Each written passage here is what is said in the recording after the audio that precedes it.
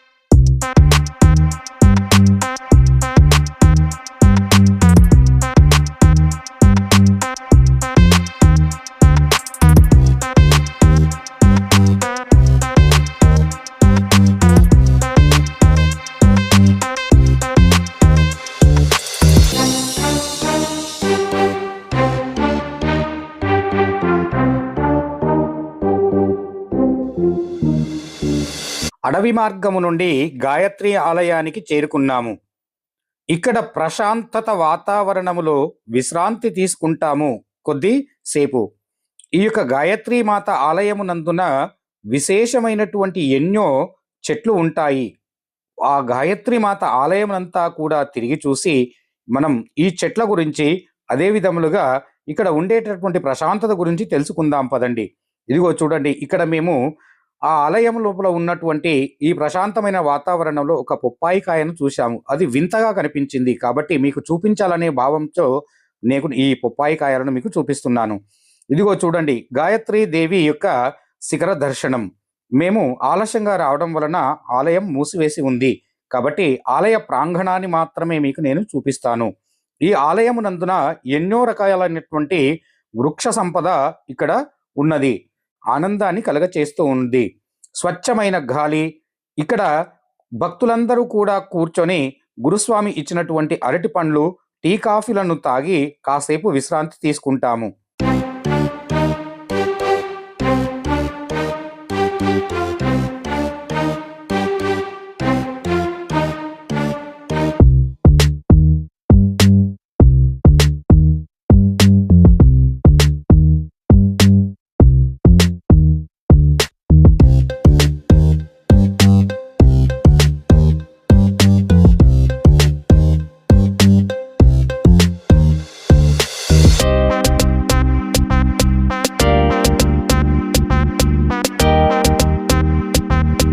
ఈ ఆలయములోని ఉప ఆలయాలుగా నవగ్రహ మంటపము, అదే విధములుగా యాగశాల, మాతా అన్నపూర్ణేశ్వరి ఆలయము, కాశీ విశ్వేశ్వరుని యొక్క ఆలయము, ఈ విధంగా ఎన్నో ఆలయాలు ఈ యొక్క ఉప ఆలయాలుగా ఇక్కడ మనకు దర్శనమిస్తూ ఉంటాయి. ఈ యొక్క ప్రకృతి అందాలను చూస్తూ ఈ యొక్క స్వామివారిని, అమ్మవారి యొక్క ఆలయాన్ని దర్శించుకుందాం. ఎంతో పవిత్రమైనటువంటి ఈ స్థలమునందున ఆకాశమంత ఎత్తులో ఉన్నటువంటి ఈ ధ్వజస్తంభమునకు గణపతి, శంకుచక్ర నామాలు, అమ్మవారి యొక్క ఆకృతులను కలిగినటువంటి ఈ యొక్క ధ్వజస్తంభం అదిగో చూడండి, ఆకాశమంత ఎత్తులో కనిపిస్తూ ఉంది. ఈ యొక్క ధ్వజస్తంభమును దర్శించిన తర్వాత మేము ఆలయం లోపల ఉన్నటువంటి ప్రాంగణంలో ఉన్న చెట్లను, అదే విధములుగా ఆ ప్రశాంతమైన వాతావరణాన్ని దర్శించినాము. ఇదిగో చూడండి, ఎన్నో వృక్ష సంపద. ఇక్కడ ఉన్నటువంటి ఆ యొక్క చెట్లకు రకరకాలైనటువంటి ఫలాలు, అదే విధములుగా రకరకాలైనటువంటి చెట్లు ఇక్కడ మనకు కనిపించినాయి. మర్రి, రాగి, మేడి, జువ్వి, సపోటా, పనాస, ఈ విధంగా ఎన్నో రకాలైనటువంటి ఈ చెట్లను చూసేసరికి మాకు ఎంతో సంతోషము కలిగింది.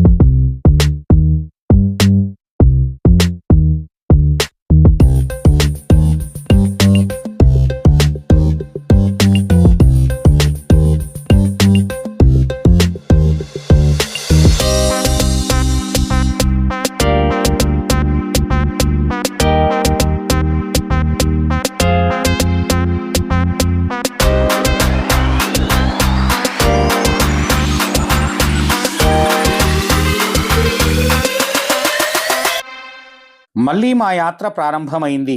మార్గమధ్యములో కొంతమంది గ్రామస్తులు రోడ్డు పక్కన కూర్చొని మామిడి పండ్లు, జామ పండ్లు, అడవి పండ్లు అమ్ముతున్నారు. వాళ్ళు అడవి నుంచి తెచ్చినటువంటి సహజ సిద్ధమైనటువంటి ఫలాలు, రసాయనాలు లేవు, ప్రకృతి ప్రసాదం. వాళ్ళ జీవితం ప్రకృతితో ముడిపడి ఉంది. వాళ్ళు సాదాసీదా జీవనం మనకు నమ్రతను నేర్పింది.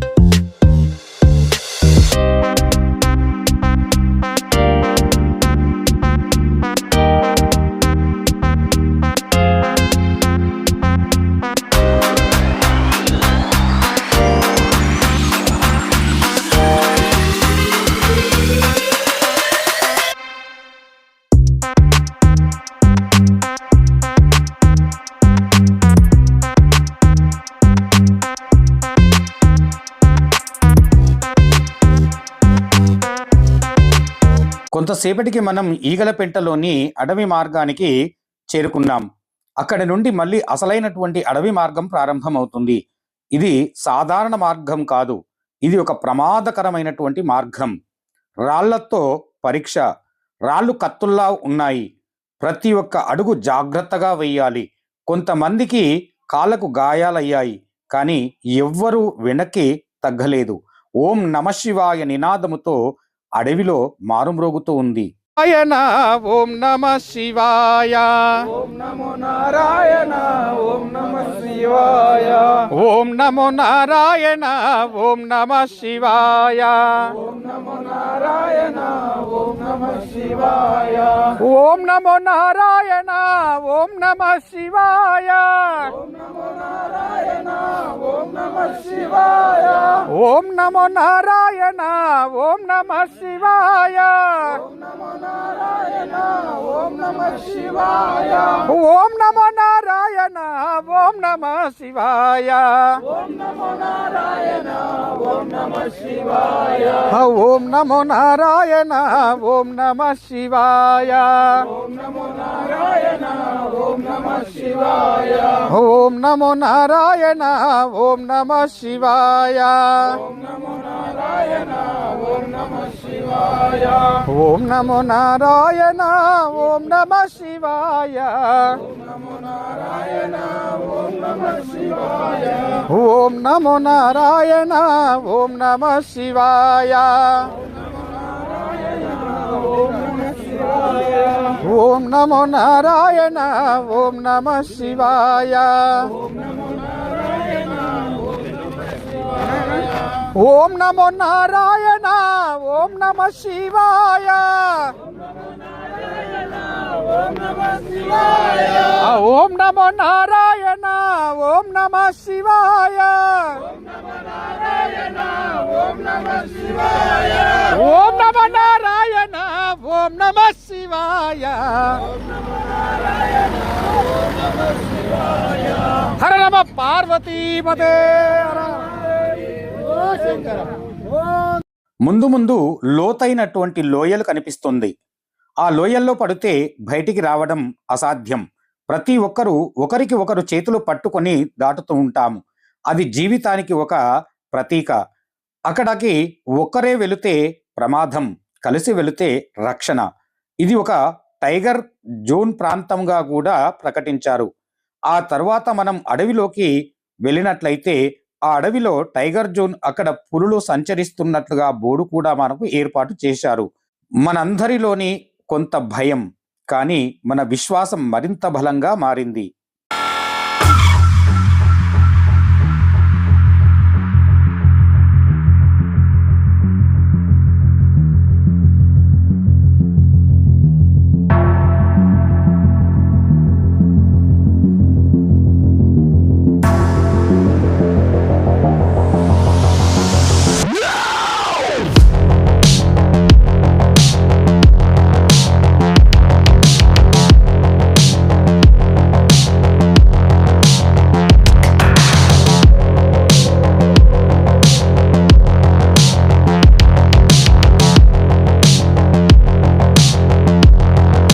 ఈ దట్టమైనటువంటి అరణ్యమునందున ఇక్కడ చూడండి, ఈ రాళ్ళు చాకుల వలె కనిపిస్తున్నాయి.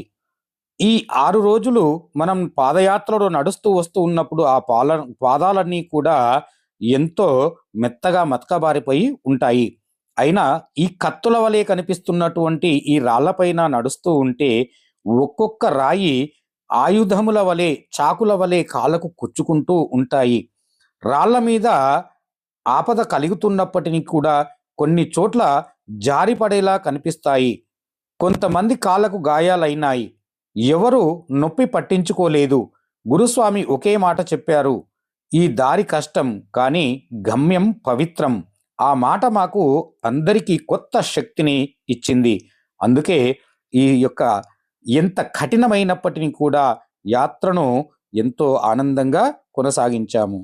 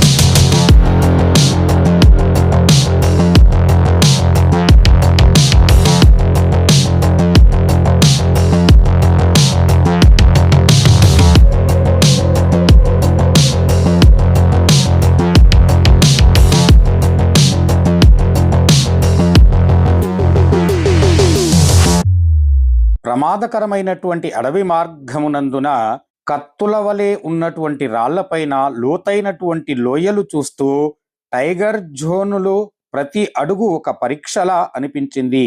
అయినప్పటికీ భక్తి మరియు ఐక్యత ముందు సగం అడవి మధ్యలో ఉన్న పవిత్రమైనటువంటి బ్రహ్మలింగము వద్దకు మేము చేరుకోబోతున్నాము.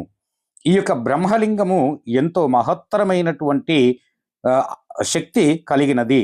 ఈ బ్రహ్మలింగము వద్ద విశేషమైనటువంటి ఎన్నో వృక్షాలు, మనకు పెద్ద పెద్దని వృక్షాలు కనిపిస్తాయి. అక్కడ పెద్దని మామిడి చెట్టు, పవిత్రమైనటువంటి గంగాజలము తన శివుడి యొక్క జటాజూటము నుండి ఆ పవిత్రమైన గంగ ఎలా వస్తుందో ఆ విధంగా మాకు ఎంతో సంతోషాన్ని కలిగించింది.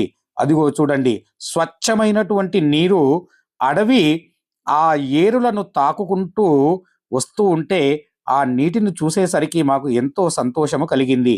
అక్కడనే ఉన్నటువంటి బ్రహ్మలింగాన్ని దర్శించాము. ఆ బ్రహ్మలింగమునకు అభిషేకమును కూడా చేస్తున్నారు మన శివభక్తులు.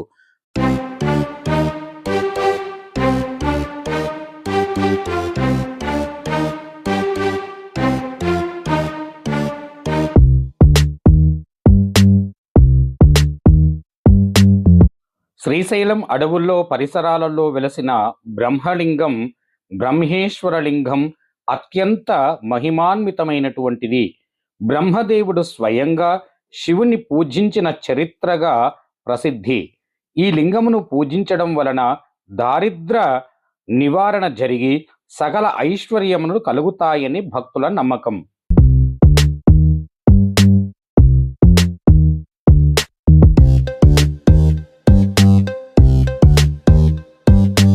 పోతులూరి వీరబ్రహ్మేంద్ర స్వామి వారు కూడా ఈ లింగమును దర్శించి కాలజ్ఞానాన్ని రాసినట్టుగా కొంతమంది చరిత్రలు చెబుతూ ఉంటారు.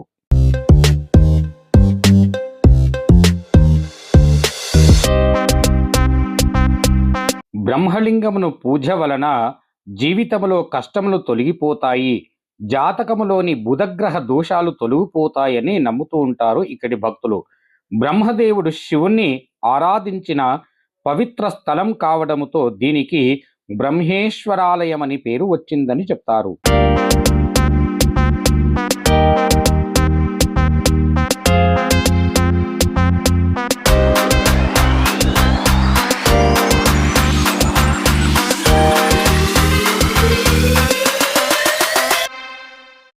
శ్రీశైల క్షేత్రం చుట్టూ ఉన్నటువంటి నల్లమల్ల అడవులలో ఈ లింగం పచ్చని ప్రకృతి మధ్య అత్యంత శక్తివంతంగా పరిగణింపబడుతుంది.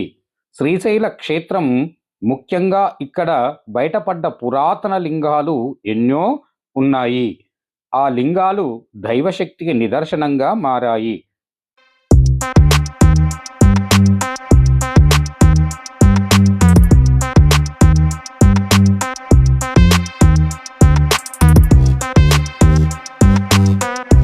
ఆ అడవి మధ్యలో ఉన్న పవిత్ర స్థలం బ్రహ్మలింగం. ఇది చిన్నదైనా ఎంతో పవిత్రం. అక్కడ ఉన్న నీరు చాలా స్వచ్ఛంగా ఉంది. పర్వతాల మధ్య నుండి వస్తున్నటువంటి సహజ జలధార. అందరూ కలిసి అభిషేకం చేశాము. ఆ క్షణం మా కళ్ళల్లో ఆనంద బాష్పాలు. అడవి మధ్యలో శివుని సాక్షాత్కారం లభించిన అనుభూతిని కలిగింది.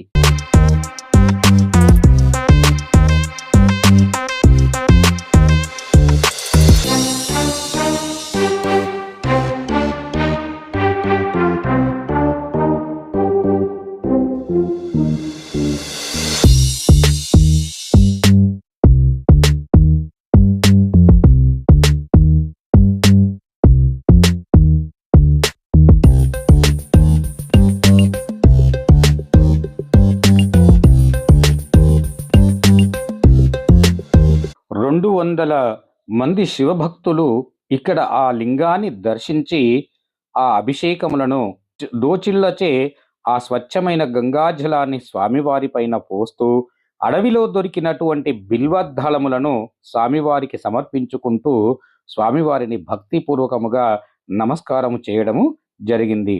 నమస్తేస్తు భగవన్ విశ్వేశ్వరాయ మహాదేవాయ త్రయంబకాయ త్రిపురాంతకాయ త్రికాగ్నికాలాయ కాలాగ్నిరుద్రాయ నీలకంఠాయ మృత్యుంజయాయ సర్వేశ్వరాయ సదాశివాయ శ్రీమన్మహాదేవాయ నమః అంటూ ఆ స్వామివారిని భక్తిపూర్వకముగా నమస్కారములు చేస్తూ ఉన్నాము.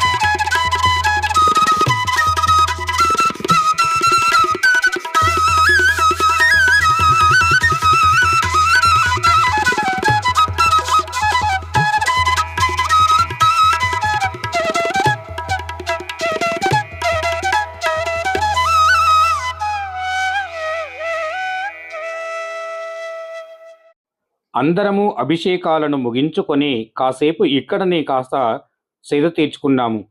ఈ అడవి లోపల ఈ చెట్ల నీడలు మాత్రమే మాకు కనిపిస్తున్నాయి. సూర్యకిరణాలు కూడా చేరుకోనంత దట్టమైనటువంటి ఈ అడవిలో అందరము కూడా ఆ లింగాన్ని దర్శనం చేసుకొని గురుస్వామి ఆజ్ఞ మేరకు ఇక్కడ కూర్చున్నాము. కాసేపు శివనామ స్మరణను చేస్తూ భక్తిపూర్వకముగా ఈ అరణ్యమునందున కాసేపు నిల్చొని ఆ స్వామివారిని మదిలో స్మరిస్తూ తిరిగి యాత్రను ప్రారంభించాము. ఓం నమ శివాయ. ఓం నమో నారాయణ ఓం నమ శివాయ. ఓం నమో నారాయణ ఓం నమ శివాయ. ఓం నమో నారాయణ ఓం నమ శివాయ. ఓం నమో నారాయణ ఓం నమ శివాయ. ఓం నమో నారాయణ ఓం నమ శివాయ. ఓం నమో నారాయణ. శ్రీశైలం రోడ్డు మార్గానికి ఈ లోయ కనీసం 500-600 అడుగుల ఎత్తు పైన ఉంటుంది. ఈ ఎత్తును ఎక్కుతూ ఉంటే మనసుకు ఆయాసం కలుగుతూ ఉంది. కానీ ఆ ఆయాసాన్ని లెక్క చేయకుండా భక్తి శ్రద్ధలతో ఒకరొక్కరము ఎత్తైనటువంటి ఈ కొండలు ఎక్కుతూ శివనామస్మరణము చేస్తూ ఉన్నాము. ఓం నమ శివాయ. ఓం నమో నారాయణ ఓం నమ శివాయ. ఓం నమో నారాయణ ఓం నమ శివాయ. ఓం నమో నారాయణ ఓం నమ శివాయ. ఓం నమో నారాయణ ఓం నమ శివాయ. ఓం నమో నారాయణ ఓం నమ శివాయ. ఓం నమో నారాయణ ఓం నమ శివాయ. ఓం నమో నారాయణ ఓం నమ శివాయ. ఓం నమో నారాయణ ఓం నమ శివాయ. ఓం నమో నారాయణ ఓం నమ శివాయ. ఓం నమో నారాయణ ఓం నమ శివాయ. ఓం నమో నారాయణ ఓం నమ శివాయ. ఓం నమో నారాయణ ఓం నమ శివాయ.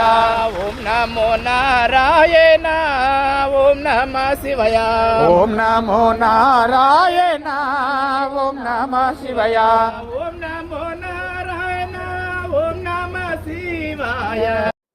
దట్టమైన అడవి, ఎత్తైన కొండలు ఒక్కొక్కటిగా ఎక్కుకుంటూ ఆ యొక్క శ్రీశైలం వైపు మా నడక కొనసాగుతూ ఉంది. అదిగో చూడండి, ఎంతో పెద్ద పెద్ద రాళ్ళు.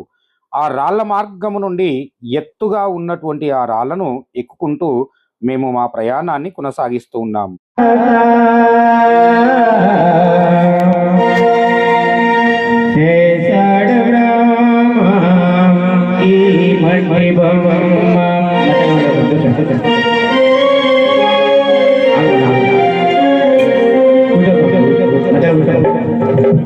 రాజాడు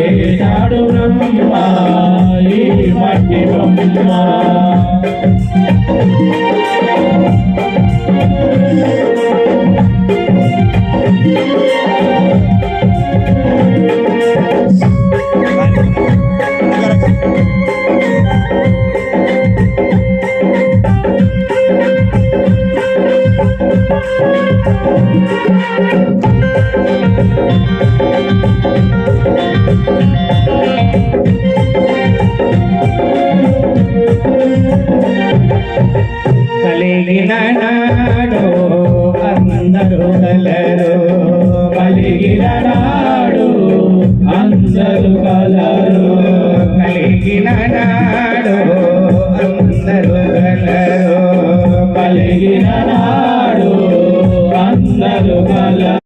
శ్రీశైల క్షేత్రము నుండి 4 కిలోమీటర్ల దూరంలో ఉన్న పాలధార పంచధార ఉత్కంఠభరితమైన ప్రకృతి దృశ్యాలను అందిస్తుంది, మంత్రముగ్ధులను చేస్తుంది. అందముతో పాటుగా ఈ సహజ ప్రవాహాలను మతపరమైన అనుభవాన్ని కూడా కలుగచేస్తాయి. ఇది నది పేరు శివుడి పేరు నుండి వచ్చింది. పాలధార అనే పేరు శివుని నుదుట నుండి ఉద్భవించే ప్రవాహాన్ని సూచిస్తుంది. ఎందుకంటే పహాల్ అనే నుదుటి మరియు ధార అంటే ప్రవాహం, పంచధార అనే పేరు శివుని యొక్క 5 అంశాలను సూచిస్తుంది. పంచ అంటే 5 మరియు ధర్మం అంటే ప్రవాహం. పాలధార పంచధారను పవిత్ర హిందూ గ్రంథాలలో పురాణాలలో కూడా వర్ణించారు. పురాతన గ్రంథం స్కంధ పురాణమునందున ఈ నది ప్రవాహాన్ని భగవతిగా వర్ణిస్తుంది. ఇది తరువాత కృష్ణా నదిలోను కలుస్తుంది. పురాణ కాల ప్రకారంగా ఆది శంకరాచార్యులు 8వ శతాబ్దమున తన ప్రయాణాన్ని ప్రారంభించడానికి ముందు ఇక్కడ ధ్యానం చేస్తూ గడిపారని చెబుతోంది. ఈ కాలంలోనే ఆయన ప్రఖ్యాంత కళాఖండ శివానంద లహరిలోని సృష్టించారని చెబుతారు. ఇక్కడి ఆయన మల్లికార్జున స్వామిని దాన్ని శ్లోకములో సృష్టించారు. ఆదిశంకరాచార్యులు భ్రమరాంబ గురించి కూడా రాశారు.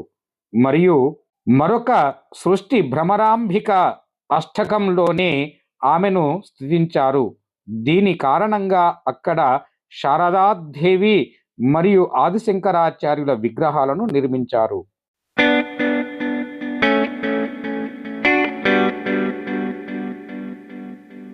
ఏడాది పొడవునా పచ్చని అడవుల మధ్య మెరిసే నీటి సెలయేర్లు ప్రవహించే పాలధార పంచదారలు గుర్తించుకోవడానికి దృశ్యాలు సృష్టించాయి. ఇరుకైన లోయలు ఉన్న దీనిని కనీసం 160 మెట్ల ద్వారా చేరుకోవచ్చును. ఈ వాగులు హటకేశ్వరమునకు ఎదురుగా ఉన్నాయి.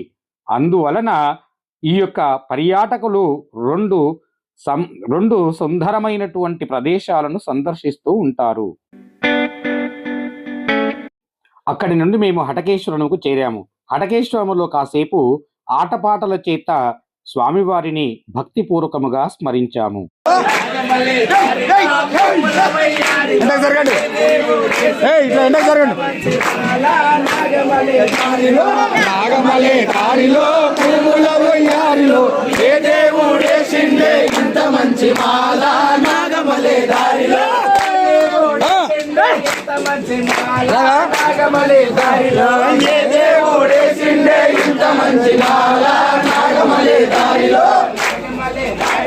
పువ్వుల వయ్యారిలో మల్లన్న వేసిండే మాల. నాగమలే దారిలో పువ్వుల వయ్యారిలో ఏదేలా మల్లన్న వేసిండే మాల. నాగమలే దారిలో పువ్వుల వయ్యారిలో ఏదేలా మల్లన్న వేసిండే మాల. నాగమలే దారిలో పువ్వుల వయ్యారిలో ఏదేలా మల్లన్న వేసిండే మాల. నాగమలే దారిలో అయిపోయినాక ఇప్పుడే కాదు శ్రీశైల మల్లన్న వేసిండే మాల. నాగమలే దారిలో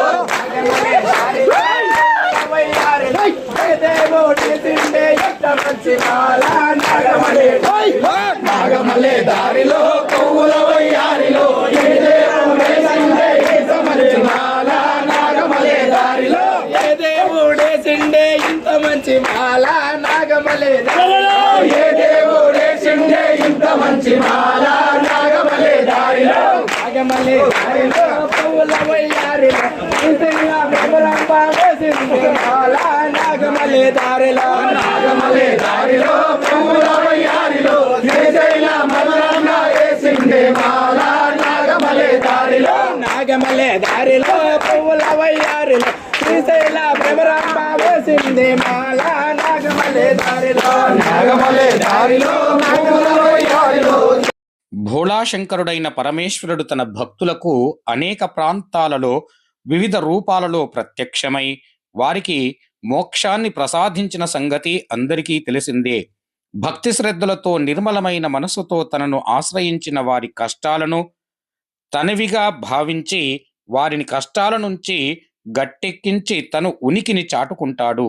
ఆ మహేశ్వరుడు అలా తన భక్తుని కోసం పగిలిన కుండ పెంకులో వెలసి అతని కష్టాలను తీర్చిన ఉదంతం జరిగిన ప్రదేశం ప్రసిద్ధి పుణ్యక్షేత్రముగా అలరారుతుంది. ఈ కథలో ఆ క్షేత్ర విశేషాలు తెలుసుకుందాం. పరమశివుడు స్వయంభుగా పగిలిన కుండలో వెలిసినటువంటి క్షేత్రం హటకేశ్వరం. ఈ క్షేత్రములో శివుడు హటకేశ్వరునిగా పూజలందుకుంటాడు. హటకేశ్వరం నంద్యాల జిల్లాలోని శ్రీశైల మండలమునకు చెందిన గ్రామం. 12 జ్యోతిర్లింగాలలో ఒకటైన శ్రీశైలమునకు 3 కిలోమీటర్ల దూరంలో ఈ గ్రామం ప్రసిద్ధి పుణ్యక్షేత్రంగా విరాజిల్లుతుంది. నడిచే దైవంగా ఖ్యాతి చెందిన ఆదిశంకరాచార్యులు ఈ పరిసర ప్రాంతాలలో నివసించినట్లు కథలు చెప్తున్నాయి. పరమశివుడు హటిక అనగా ఉట్టికి ఉపయోగించే మట్టి కుండ పెంకులో వెలవడముతో ఆలయానికి ఈశ్వరుని హటకేశ్వరునిగా వ్యవహరించారు. ఆ కాలక్రమేణా అది మెల్లగా హటకేశ్వర స్వామిగా మారిపోయింది. నిరంతరం హటకేశ్వరుని నామస్మరణలతో ఆ ప్రాంతమంతా కూడా హటకేశ్వరం అనే పేరుతో ప్రసిద్ధి పొందినది. ఇక్కడ సెంచు తెగకు చెందినటువంటి ఆదివాసులు నివసిస్తారు. ఈ దేవాలయ పరిసరాలలో పలు ఆశ్రమాలు, మఠాలు ఉన్నాయి. ఇక్కడ ముగ్ధ మనోహరమైన ప్రకృతి, ప్రశాంతమైన వాతావరణములలో శ్రీ ఆదిశంకరాచార్యులు తపస్సు చేసుకున్నట్లుగా ఆలయ స్థల పురాణము ద్వారా తెలుస్తుంది. హటకేశ్వర క్షేత్ర స్థల పురాణం మహాశివ భక్తుడు కుమ్మరి కేశప్పతో ముడిపడి ఉన్నది. నిస్వార్థమైన సేవతో, నిరంతర సాధ్యమైన భక్తితో సాక్షాత్తు సదాశివుడి అనుగ్రహాన్ని పొందిన కేశప్ప శ్రీశైల సమీపంలోని ఒక గ్రామంలో నివసిస్తూ ఉండేవాడు.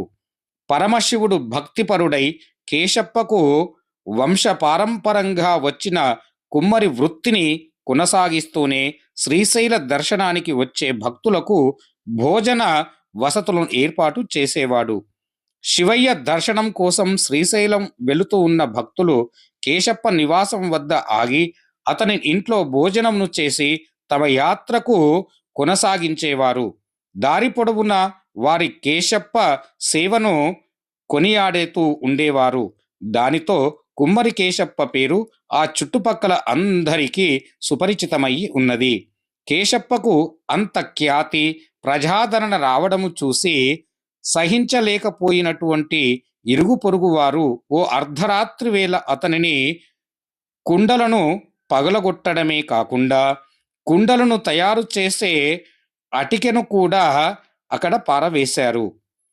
తెల్లవారుఝామున్నే చూసేసరికి కేశప్ప లబోదిబోమన్నాడు.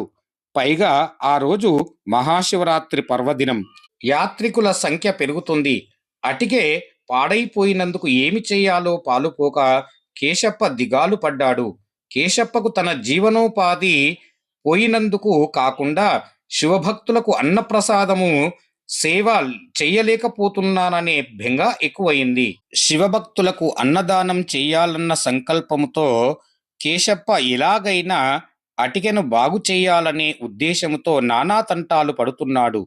అదే అదునుగా భావించినటువంటి ఇరుగు పొరుగు వారు శ్రీశైలమునకు వెళుతున్నటువంటి యాత్రికులను పనిపట్టుకొని ఆపి కేశప్ప ఇంట్లో అన్న సమారాధన జరుగుతుంది, వెళ్ళమని ప్రోత్సహించారు. అమ్మడానికి కుండలు లేవు, తయారు చేయడానికి అటికె లేదు.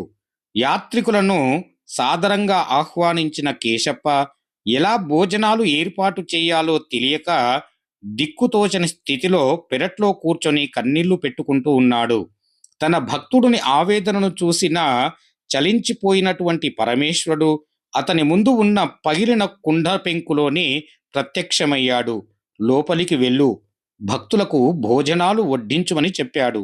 శివునికి నమస్కరించి లోపల వెళ్ళిన కేశప్పకి ఎక్కడ కుండల నుండా వివిధ రకాలైనటువంటి పదార్థాలతో కూడిన భోజనము కనిపించింది. ఆ భోజనాన్ని శివమహాప్రసాదంగా యాత్రికులకు కడుపు నిండా సంతృప్తిగా వడ్డించాడు. శివుడి అటికెలో ప్రత్యక్షమైన ఈ ప్రదేశమే అటికేశ్వరముగా పిలువబడింది. కాలక్రమేణా హటకేశ్వరముగా ప్రసిద్ధి చెందింది. సాక్షాత్తు సదాశివుడే ఆవిర్భవించేలా చేయగలిగిన మహాభక్తుడి కేశప్ప చరిత్రలో నిలిచిపోయాడు.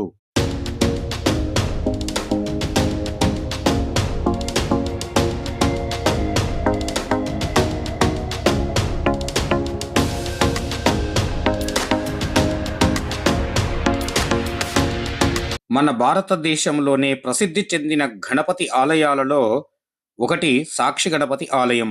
ఈ ఆలయం శ్రీశైలం, కర్నూలు జిల్లాలోని ఉన్నది. శ్రీశైలంలో ప్రధాన దేవాలయంలో మల్లికార్జున స్వామి అయితే ఈ ప్రధాన ఆలయానికి 2 కిలోమీటర్ల దూరంలో సాక్షి గణపతి ఆలయం ఉన్నది. ఆ గణపతి శివభక్తులకు అఖండ భక్తికి శ్రీశైల యాత్రకులకు మొదటి సాక్ష్యం. భక్తులు శ్రీశైల క్షేత్రానికి సందర్శించినట్లుగా కైలాసంలో శివుని వద్ద సాక్ష్యము చెబుతాడు కనుక ఈ స్వామికి సాక్షి గణపతి అని పేరు ప్రసిద్ధి చెందినది.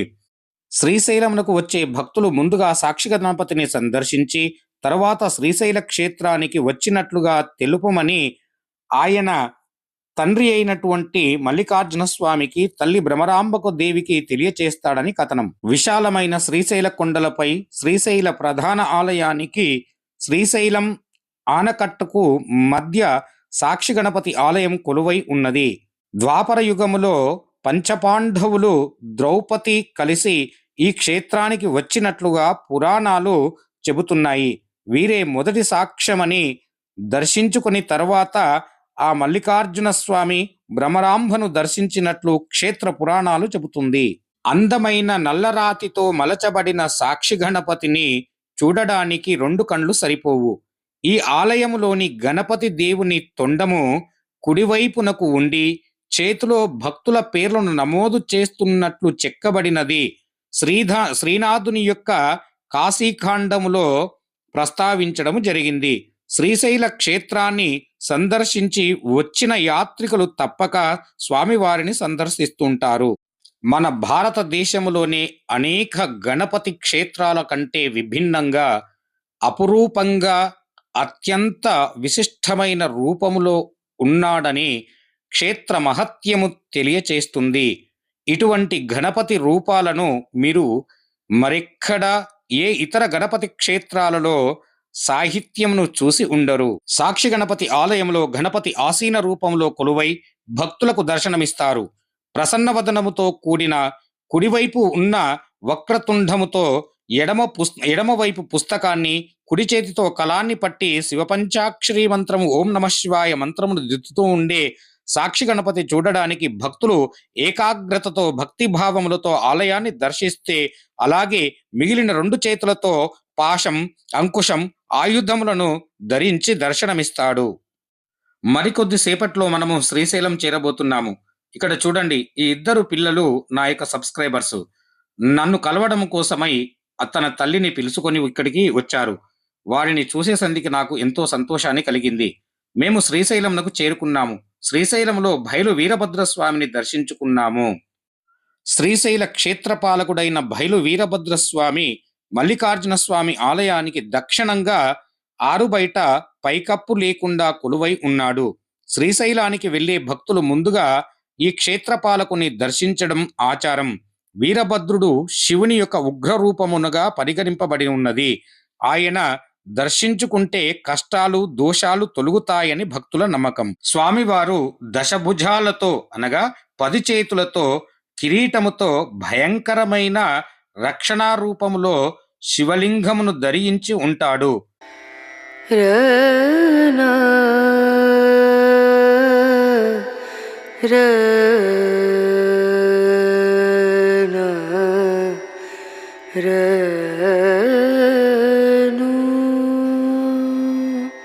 మన చివరి ప్రయాణం ఆరంభమైంది.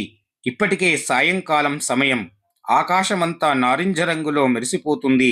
అందరి కాళ్ళు నొప్పులు ఉన్నాయి, కానీ మనసులో ఒకే భావం. కొద్దిసేపట్లో స్వామివారి దర్శనం అవుతుంది. ఓం నమశివాయ అనేటటువంటి నాదం గట్టిగా వినిపిస్తుంది. మల్లికార్జున స్వామి ఆలయాన్ని చూసేసరికి మాకు ఉన్నటువంటి కష్టాలన్నీ కూడా తొలగిపోయాయి. ఈ ఆలయం భారతదేశంలోని 12 జ్యోతిర్లింగాలలో ఒకటి. ఇది పరమశివుడి స్వయంభు రూపముగా పూజింపబడుతుంది. పురాణాల ప్రకారం పార్వతీదేవి మరియు పరమశివుడు ఇక్కడ నివసిస్తున్నారన్న నమ్మకం. ఈ క్షేత్రాన్ని శ్రీశైలం అని పిలుస్తారు.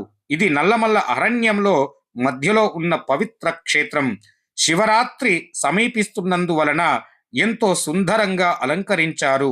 రంగురంగుల రంగవల్లులతో ముగ్గులు పరిచారు. విద్యుత్ కాంతుల చేత దీపములను వెలిగించారు. భక్తుల రద్దీ.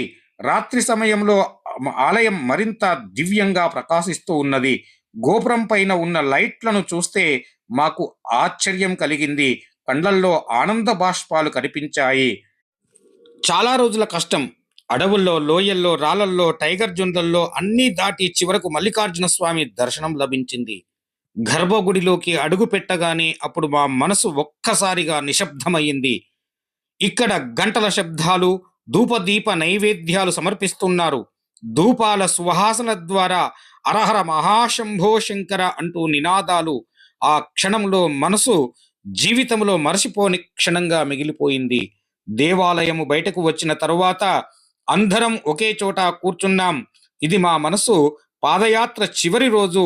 కొంతమంది ఆనందముతో నవ్వుతున్నారు, కొంతమంది భావోద్వేగాల చేత కన్నీళ్లు కార్చుకుంటున్నారు. ఈ యాత్ర మాకు నేర్పింది సహనం, ఐక్యత, క్రమశిక్షణ, విశ్వాసం, భక్తి. మనమందరం ఒకే కుటుంబం మారిపోయాం. శ్రీశైల క్షేత్ర మహిమను తెలుసుకున్నాం. ఈరోజు మన పాదయాత్ర ముగిసింది, కానీ మన భక్తి యాత్ర ఎప్పటికీ ముగియదు. శ్రీశైలం అడవుల్లో బ్రహ్మలింగం, పాలధార పంచదార, హటకేశ్వరము, సాక్షి గణపతి ప్రతి స్థలం మా హృదయానిలో నిలిచిపోయి ఉన్నాయి. చివరకు మల్లికార్జున స్వామి దర్శనం మా జీవితానికి ఒక మహావరం. ఓం నమశివాయ, ఓం నమశివాయ, హరహర మహాదేవ అంటూ ఆ స్వామివారిని భక్తితో మనసారా ధ్యానించాము.